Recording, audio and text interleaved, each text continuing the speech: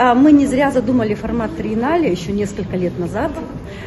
Прекрасно знаю, что художественная жизнь в Якутии и вот эта активность в арктическом регионе, она наиболее полно выражается именно в городе Якутске, поскольку здесь и ведущие художественные образовательные учреждения среднего и высшего звена.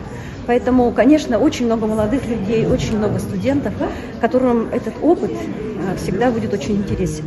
Кроме того, что триеннале посвящено молодежи, прежде всего, оно еще и, конечно, занимается исследованием настоящего момента, который происходит в арктическом искусстве. Потому и получило название «Арктический хронотоп».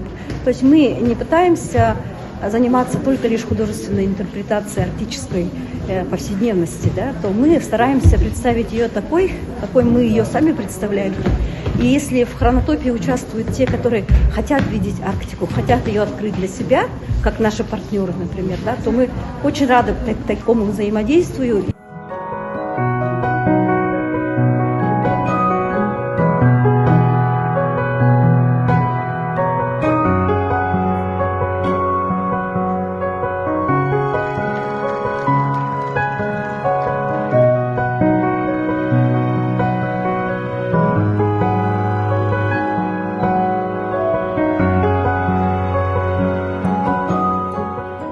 Il y a quelques projets aussi présentés dans la salle d'exposition qui sont en fait des explorations, des recherches que les étudiants ont pu produire autour du froid, puisque la thématique du workshop était en quête du froid.